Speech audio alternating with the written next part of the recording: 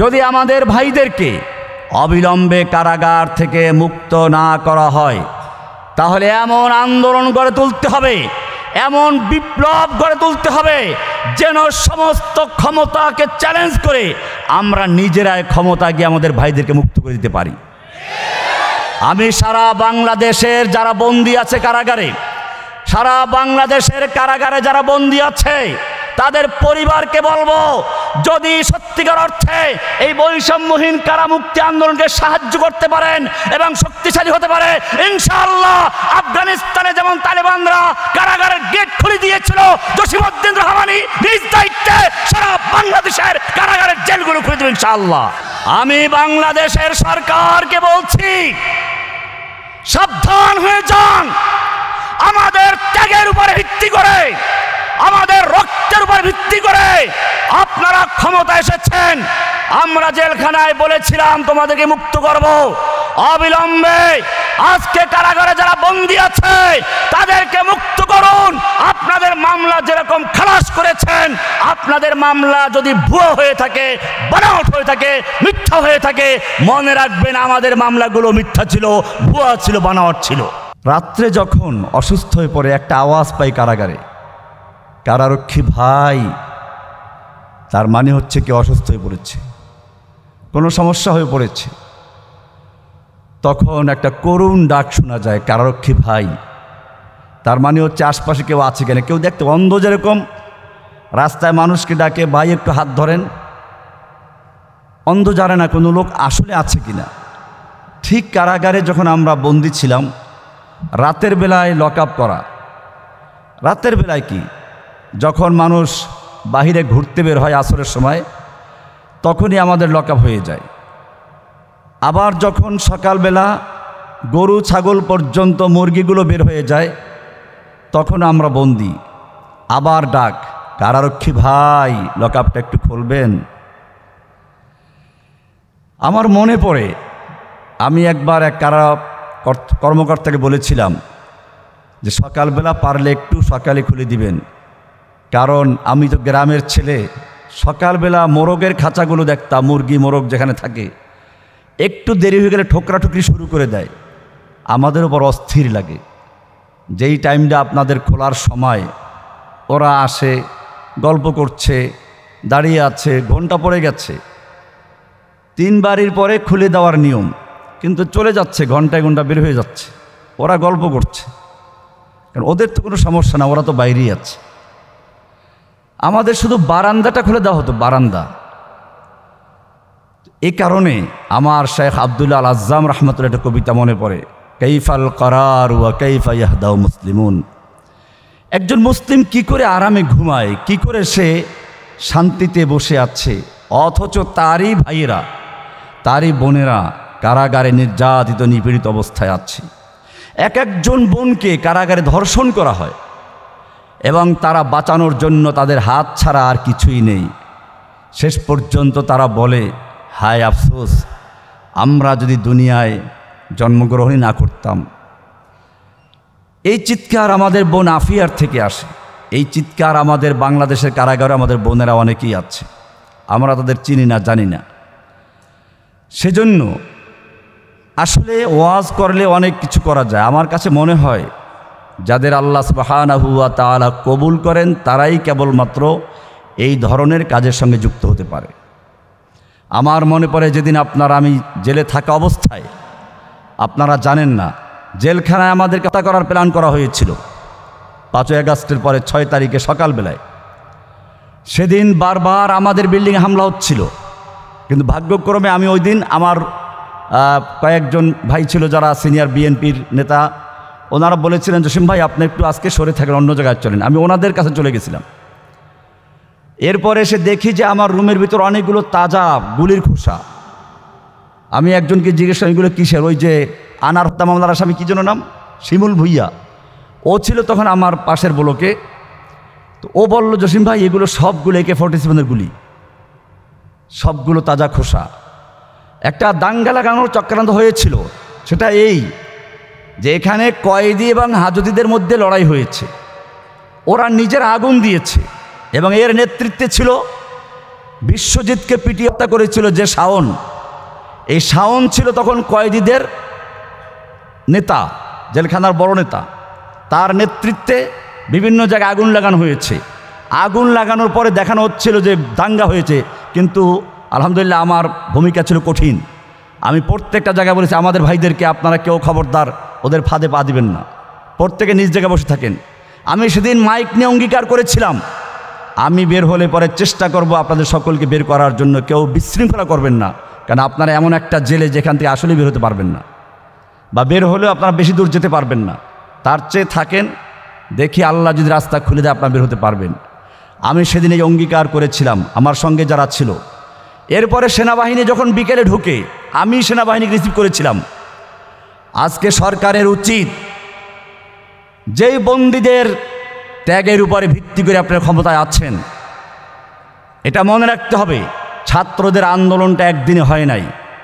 মজলুমদের তিলে তিলে তাদের আত্মীয় স্বজন, তাদের বন্ধুবান্ধব, তারা এই দেশের নাগরিক, আমাদের যারা ভালোবাসে, তাদের ঐক্যবদ্ধ আন্দোলনে ছাত্রদের নেতৃত্বে, হয়তো ছাত্ররা সামনে ছিল, পিছনে আমাদের ভাইরাই ছিল, তাদের নেতৃত্বে ঐক্যবদ্ধভাবে একটা আন্দোলন হয়েছে, সেখানে আপনারা ক্ষমতায় এসেছেন।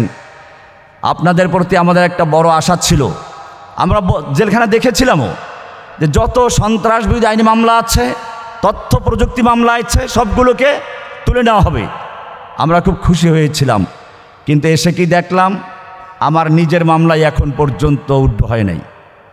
বিশেষ করে যেই মামলাটা দিনে দুপুরে আমাকে অপহরণ করা হলো জামিনের পরে, হাসিনার পালানোর মাত্র 6 মাস আগে প্রচার করলো আমি বের হয়ে গেছি, আমাকে খোঁজা হচ্ছে, অথচ ভিতরে সিসি ক্যামেরা, বাইরে সিসি ক্যামেরা, যেখানে আমাকে নিয়ে রাখা হলো সেই বেইলি রোডের সিডিটিসি ভবনের সেখানে সিসি ক্যামেরা, আমাকে যেই রুমে গুম করে রাখা হলো সেখানে সিসি ক্যামেরা ছিল।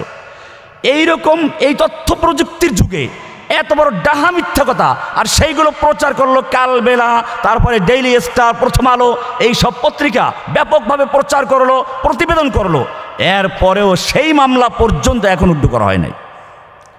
এজন্য মনে রাখতে হবে, আমি আপনাদেরকে স্পষ্টভাবে বলি, যদি সত্যিকার অর্থে কারাবন্দী ভাইদের প্রতি আপনাদের ভালোবাসা থাকে, কিয়ামতের মাঠে যদি সত্যিকার অর্থে আল্লাহর কাছে জবাবদেহি করার থেকে বাঁচতে চান, এখনও সুযোগ আছে। সেই আশেকে রাসূল যারা আল্লাহর রাসূলের পক্ষে কথা বলার কারণে কারাগারে বন্দী হয়ে আছে, যারা আল্লাহর দ্বীনের পথে কাজ করতে বন্দী হয়ে আছে, যদি আমরা তাদেরকে মুক্ত করতে না পারি, কিয়ামতের মাঠে আল্লাহর কাছে জবাবদেহির কোনো পন্থা থাকবে না। আল্লাহর নবীর কাছে যখন আপনারা যাবেন, আমরা যাব, আল্লাহ নবী তাড়িয়ে দেবেন, সোহকান সোহকান তাড়িয়ে দেবেন। সেজন্য আমার এই কথাগুলো আসলে বের হচ্ছে না আজকে, কারণ আমি এখন দেখতে পাচ্ছি আমার ভাইরা সেই কারাগারে আছে 10-11টা বছর পর্যন্ত, 11 বছর 16 দিন পর্যন্ত যাদের সঙ্গে ছিলাম, তারা সুযোগ পেলেই ফোন করে। আপনারা হয়তো জানেন না, এই যে প্রথম ঈদ কাটালাম বাইরে, আমি প্রথম যখন আমি খাসি জবাই করলাম একটা, মনে পড়লো সেই বন্দীদের কথা। আমি তাড়াতাড়ি আমার ভাতিজাকে বললাম, দেখো তুমি এই গোশতগুলো ভুনা করো। এরপরে আপনারা জানেন নিজে সেই গোশত ভুনা করে তারপরে জেলখানায় গেছি, 2 মণ 2.5 মণ প্রায় হবে, নিয়ে গেলাম, নিজে গিয়ে দিলাম সেখানে। আলহামদুলিল্লাহ সেখানে জেলার সুপারকে আমি ধন্যবাদ জানাই, তারা আমাকে অত্যন্ত সম্মান করেছেন এবং পুরা মাংসটা ভিতরে তারা নিরাপদে পৌঁছে দিয়েছেন। আমার প্রত্যেকটা মুহূর্তে মনে, কিন্তু কি আমি করবো কি, আমি নিজেও তো এখনও, আপনারা জানেন আমার উপরে এখনও নজরদারি করা হয়। আমি যেখানেই যাই, এই NSI, তারপরে আরও কিছু লোক আছে, আমি নাম বলতেছি না, এরা খোঁজ খবর নেয়, রেকর্ড রাখে কোন কোন জায়গায় গেলাম, কে আমাকে দাওয়াত দিল। আপনারা কি বুঝতে পারছেন ঘটনাটা কি? এর মানে হচ্ছে তারা এখনও তালিকা করতে ব্যস্ত আছে এবং তারা আশাবাদী তাদের নেত্রী আবার আসবে, তারপরে এগুলো ধরে ধরে তারপরে আবার জেলে ঢুকাবে, এই আশা নিয়ে তারা আছে। যদি সত্যিকার বাঁচতে চান, যদি সত্যিকার দুনিয়ার আযাব থেকে বা আখিরাতের আযাব থেকে বাঁচতে চাই, কোরআন বলছে লা ইন শাকারতুম লা আযীদান্নাকুম। যে ভাইয়েরা কারাগার থেকে মুক্ত হয়েছেন, যে ভাইয়েরা কারাগার থেকে মুক্ত হয়েছেন, আমি তাদের সকলকে বলি, মনে রাখবেন, যদি আপনারা এখনও সচেতন না হন, আপনারা এই আন্দোলনগুলোর সাথে ঐক্যবদ্ধ না হন, তাহলে দুনিয়াতেও আপনারা আবার ধরা খেয়ে যাবেন। আল্লাহ হেফাজত করুক। আমার বারবার মনে পড়ে লা ইন শাকারতুম লা আযীদান্নাকুম। আল্লাহ তাআলা বলছেন, যদি তোমরা আমার নিয়ামত প্রাপ্ত শুকরিয়া আদায় না করো, কৃতজ্ঞতা আদায় না করো, লাযীদান্নাকুম, শুকরিয়া আদায় করো তাহলে আমি তোমাদের নিয়ামতকে আরও বৃদ্ধি করে দিব। ওয়ালাইন কাফারতুম, কিন্তু আমার নিয়ামত পাওয়ার পরে যে তোমরা ভুলে যাও, অকৃতজ্ঞ হয়ে যাও, ওই বন্দি ভাইদের কথা ভুলে গেছো, বের হয়ে গেছো মাশাআল্লাহ, স্ত্রী সন্তান নিয়ে বিয়ে শাদী করে একেবারে ব্যস্ত হয়ে গেছো, আর মনে করলা যে আমি তো বের হয়ে গেছি, ওদের স্মরণ করা কি দরকার। মনে রাখবেন আল্লাহ তাআলা স্পষ্ট বলে দিয়েছেন, ওয়ালাইন কাফারতুম, যদি তোমরা অকৃতজ্ঞ হও, আমার নিয়ামতের শুকরিয়া আদায় না করো, ওই বন্দি ভাইদেরকে ভুলে যাও, ইন্না আযাবি লাশাদীদ, জেনে রাখবে আল্লাহর শাস্তি বড় কঠিন। সেজন্য একদিকে আমি আমার যে বন্দি ভাইয়েরা মুক্ত হয়েছেন তাদেরকে আহ্বান করব, এই ধরনের যখন প্রোগ্রাম হয়, যত ব্যস্ততা থাকুক না কেন, আপনি যখন জেলে ছিলেন তখন আপনার ব্যস্ততা কোথায় ছিল? আর আজকে আপনি ব্যস্ততার জন্য যে ভাইয়েরা এত কষ্ট করলো, কারাগারের গেটে গিয়ে যারা দিন রাত পড়েছিল, সেই ভাইদের সঙ্গে একটু সময় দেওয়ার সুযোগ হচ্ছে না। আপনি মহাব্যস্ত হয়ে গেছেন, আল্লাহ তাআলা দেখতে পাচ্ছেন আপনার ব্যস্ততা, আল্লাহ আপনার ব্যস্ততা দেখতে পাচ্ছেন। আর যেই ভাইয়েরা এখনও কারাগারে যান নাই, আপনারাও চিন্তা করবেন না, যদি আল্লাহ তাআলা পাকড়াও করেন, আল্লাহ যদি আপনি যদি দিনের জন্য এখনও সচেতন না হন, এই আহ্বানে সাড়া না দেন, ওনাদের সঙ্গে ঐক্যবদ্ধ না হই, তাহলে আমার ভয় হচ্ছে এরপরে জালিম যখন আল্লাহ তাআলা আমাদের উপর চাপিয়ে দেবেন, সেই জালিম কাউকে ছাড়বে না। আমি সরকারকে বলবো, এরকমভাবে যে ছাত্র ভাইরা আন্দোলন করেছে তোমাদেরকে বলবো, জেনে রাখো তোমাদের মধ্যে আমাদের মধ্যে দূরত্ব তৈরি করার চক্রান্ত চলছে। মাদ্রাসার ছাত্রকে আলাদা করা হচ্ছে, আমাদের বন্দীদেরকে আলাদা করা হচ্ছে, তোমাদেরকে আমাদের থেকে দূরে সরানো হচ্ছে। এটা একটা গভীর চক্রান্ত। জেনে রাখো, নূরকে প্রথমে বিতর্কিত করা হয়েছে, এটা পরিকল্পিত ছিল। তাকে মুসাদের সঙ্গে বসানো, এরপরে তা প্রচার করা, এটা পরিকল্পিত ছিল, যাতে করে তাকে বিতর্কিত করলে পরে এদেশের মানুষ তার সঙ্গে থাকবে না, এরপরে পিটানো হোক। এভাবেই এক একজনকে এক একভাবে বিতর্কিত করা হবে, এক একজনকে বলা হবে ওরা আসলে অপরাধী। আমি আগেও বলেছিলাম, হাসিনার যুগে আমাদের নামে যত মামলা হয়েছিল সেইগুলো আমরা দাবি করেছি সবগুলো ভুয়া মিথ্যাবাদী। আমি বারবার বলেছি, বাংলাদেশে আনসারুল্লাহ বাংলা টিম নামে কোনো দলের অস্তিত্ব ছিল না। এখনও বলি, যেই সমস্ত সাংবাদিক, যেই সমস্ত ডেইলি স্টার আর ভারতের ৫ চট্টগ্রাম প্রথম আলোর সাংবাদিকরা এগুলো সাজিয়েছিল, সেই সাংবাদিকগুলো আমি চ্যালেঞ্জ করেছি, আদালতে চ্যালেঞ্জ করেছি, বাংলাদেশে আনসারুল্লাহ বাংলা টিম নামে কোনো দলের অস্তিত্ব ছিল না, ছিল না, ছিল না। আমি আদালতের সামনে দাঁড়িয়ে বলেছিলাম, যদি বাংলাদেশে আনসারুল্লাহ বাংলা টিম নামে কোনো দল থাকে এবং তার সঙ্গে আমার কোনো সম্পৃক্ত থাকে, আপনি প্রমাণ করতে পারেন, আমাকে জেলখানায় নেওয়ার প্রয়োজন নেই। জেলখানার চত্বরে একটা বড় ক্রেন লাগাবেন, উঁচু ক্রেন, তার সঙ্গে আমাকে ফাঁসি দিয়ে ঝুলিয়ে রাখবেন, লটকিয়ে রাখবেন দিনকে দিন, যাতে বিশ্ববাসী যেন বুঝতে পারে, জানতে পারে জসিমউদ্দিন রহমানী আদালতে মিথ্যা চ্যালেঞ্জ করেছিল। আজ পর্যন্ত সেই চ্যালেঞ্জ বাস্তবায়ন করতে পারে নাই, বরং আদালত রাজীব হায়দার মামলার রায়ের কপিতে লিখে দিয়েছে, 280-82 পৃষ্ঠায় দেখবেন পরিষ্কার লেখা আছে, আনসারুল্লাহ জসিমউদ্দিন রহমানীকে আনসারুল্লাহ বাংলা টিমের আধ্যাত্মিক নেতা বা গুরু বা সদস্য বলা হলেও আদালত রাষ্ট্রপক্ষ তা প্রমাণ করতে সম্পূর্ণ ব্যর্থ হয়েছে। পরিষ্কার লেখা আছে। এরপরেও দেখবেন এদেশের কতগুলো বামপন্থী রামপন্থী সাংবাদিক এখন লিখে যাচ্ছে জসিমউদ্দিন রহমানী আনসারুল্লাহ বাংলা টিমের সভাপতি, গুরু ও মুক্তমুখ। এটা কেন? আপনাদেরকে বলছি আমি, জসিমউদ্দিন রহমানী কোনো চিন্তা নেই। খাসি যদি উপরে জবাই করে টানানো হয়, চামড়া নিচের মাথা নিচের দিকে উপরে দিয়ে সেই চিন্তা করে লাভ নেই। আমাদের মনে রাখতে হবে, আবু বকর রাদিয়াল্লাহু তাআলা আনহুর স্ত্রী বড় বোন আসমা রাদিয়াল্লাহু তাআলা আনহা, তিনি তার ছেলেকে বলেছিলেন আব্দুল্লাহ বিন জুবাইরকে, যে তুমি যদি হকের উপরে থাকো তাহলে লড়াই করে যাও, আর যদি মিথ্যা উপরে থাকো তুমি দুনিয়াতে ধ্বংস হলা, তোমার সঙ্গীদেরকে ধ্বংস করেছ, তুমি ধ্বংস হয়ে যাও। লড়াই করলেন, শহীদ হলেন। আমাদের মনে রাখতে হবে, যদি সত্যিকার অর্থে বাংলার জমিনে আমরা দিন কায়েম করতে চাই, বাংলার জমিনে যদি সত্যিকার অর্থে সাতেমে রাসূলদেরকে বাংলার জমিন থেকে বিতাড়িত করতে চাই, ঐক্যবদ্ধভাবে আমাদেরকে লড়াই করতে হবে। আমাদেরকে মনে রাখতে হবে শুধু বক্তৃতা আর শুধু সেমিনার করে ক্ষান্ত হলে চলবে না। গ্রামে গঞ্জে শহরে সব জায়গায় শক্তিশালী আমাদের সংগঠন শক্তিশালী করতে হবে। ভাইরা আমার, মূলত আসলে আমার এখানে আজকে কথা আসছে না, বলতে পারছি না, কারণ আস্তে আস্তে আমি খুবই বেশি ইমোশনাল হয়ে গিয়েছিলাম। তো যে বিষয়গুলো আমি বলতে চাই যে আমাদেরকে আসলে ঐক্যবদ্ধ হতে হবে। জালিমরা বিভিন্ন চক্রান্ত করবে, এটাই স্বাভাবিক, কিন্তু আমাদের মনে রাখতে হবে জালিমদের সেই জালে, তাদের সেই ফাঁদে পা দিলে চলবে না। আমাদের ঐক্যবদ্ধ হতে হবে, আমাদের প্রতিজ্ঞা করতে হবে। যদি আমাদের ভাইদেরকে অবিলম্বে কারাগার থেকে মুক্ত না করা হয়, তাহলে এমন আন্দোলন গড়ে তুলতে হবে, এমন বিপ্লব গড়ে তুলতে হবে যেন সমস্ত ক্ষমতাকে চ্যালেঞ্জ করে আমরা নিজেরাই ক্ষমতা গিয়ে আমাদের ভাইদেরকে মুক্ত করে দিতে পারি।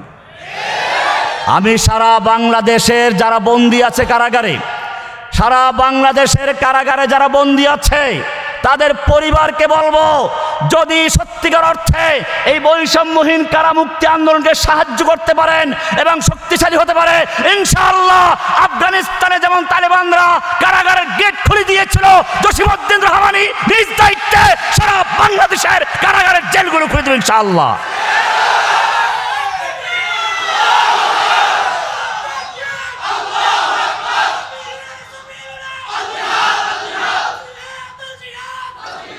আমি বাংলাদেশের সরকারকে বলছি, সাবধান হয়ে যান।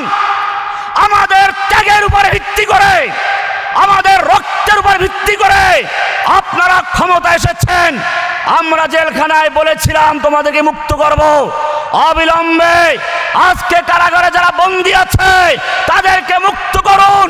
আপনাদের মামলা যেরকম খালাস করেছেন, আপনাদের মামলা যদি ভুয়া হয়ে থাকে, বানাওয়াট হয়ে থাকে, মিথ্যা হয়ে থাকে, মনে রাখবেন আমাদের মামলাগুলো মিথ্যা ছিল, ভুয়া ছিল, বানাওয়াট ছিল। আপনাদেরকে ভুলে গেলে চলবে না। আপনাকেও লোহার খাঁচার ভিতরে ঢুকানো হয়েছিল, আপনাদেরকেও সাজা দেওয়া হয়েছিল। সাজা দেওয়া মানে হচ্ছে অপরাধ প্রমাণিত। যদিও হাসিনার আদালত আমরা বুঝি সাজানো মিথ্যা মামলাগুলো ছিল, আপনাদেরও মিথ্যা মামলা ছিল। আমি পরিষ্কার বলি, আপনাদের মামলা আমরা মনে করি মিথ্যা ছিল। আপনারা যেভাবে সেগুলোকে খালাস করে দিয়েছেন, মামলাগুলো বাতিল করে দিয়েছেন, বাংলাদেশের তাওহীদি জনতার যত মামলা রয়েছে সব মামলাগুলোকে বাতিল করে দিয়ে, খালাস করে দিয়ে সমস্ত বন্দী ভাইদেরকে মুক্ত করার ব্যবস্থা করে দিন। আর নতুবা আজকে আমি ঘোষণা করছি, ইনশাআল্লাহ সারা বাংলাদেশের আনাচে কানাচে থেকে এমন বিপ্লব শুরু হবে, বাংলাদেশের প্রত্যেকটা কারাগারের দরজা খুলে, ইট খুলে বন্দীদেরকে মুক্তি করে ছাড়বো ইনশাআল্লাহ। আমরা কিছু বললেই বলে মব সৃষ্টি করেছে। ওনারা যদি আন্দোলন করে, ওনারা ভাঙচুর করে, তাহলে তাদের দোষ হয় না। আমরা কিছু বললেই কিছু মিডিয়া আছে এরা মব সৃষ্টি করছে, একটা মব শব্দ বের করেছে। এই মব শব্দ কেন বের করা হয়েছিল, কোন দিন বের করা আপনারা জানেন না। এই মব শব্দটা তৈরি করেছিল আমাদের একটা বিশেষ কারণে। কালবেলা পত্রিকা আমরা ঘেরাও দেওয়ার কর্মসূচি দিয়েছিলাম। সেই সময় দেশের একজন উপদেষ্টা, যিনি মজলুমদের পক্ষ হয়ে কাজ করার অঙ্গীকার নিয়ে ক্ষমতায় গেছেন, তিনি সর্বপ্রথম আমাদের বিরুদ্ধে মফসদার ব্যবহার করেছিল। সুতরাং মনে রাখতে হবে, আমরা যখন কোনো কথা বলি, আমরা যখন আমাদের দাবির পক্ষে আওয়াজ তুলি, তখন আমাদের পিছনে এনে সাইকেল লাগানো হয়, গোয়েন্দা বিভাগের লোকদেরকে বানানো হয়।